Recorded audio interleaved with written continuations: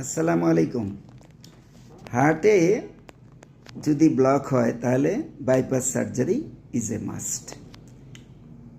লক্ষণ কি হয়? হয়তো চিনচিন ব্যথা করে, ব্যথাটা আসা যাওয়া করে, বুকের বাম দিকে এই ব্যথাটা করবে, বেশ কিছু পরে পরে আসা যাওয়া করতে পারে, বা একদিন দুই দিন পরে আসা যাওয়া করতে পারে, বা ডেইলি কিছু সময় পর পর আসা যাওয়া করতে পারে। এখন টেস্ট করে দেখা গেল যে তার ব্লক আছে, অপারেশন করার সামর্থ্য নেই। এই রুগীটা কি করবেন? সে কি মরে যাবেন? না, এই রুগীটারই উচিত যে কোনো হোমিও ডাক্তারের শরণাপন্ন হওয়া। এই চিনচিন ব্যথা চলে যাবেই ইনশাল্লাহ। বহু পেশেন্ট দেখেছি, বহু পেশেন্ট। এবং অপারেশন যার ক্ষমতা আছে তিনি অপারেশন করেন, অবশ্যই করবেন।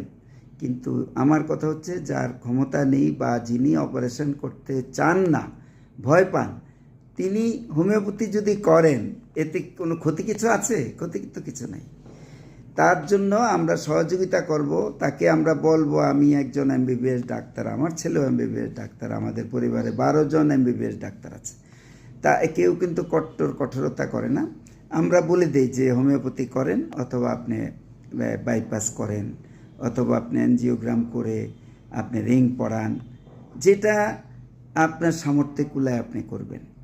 তো হোমিওপ্যাথি খেয়ে যান, খেয়ে গেলে ভালোই থাকবেন, ক্ষতিগ্রস্ত হবেন না, এইটুক নিশ্চিত।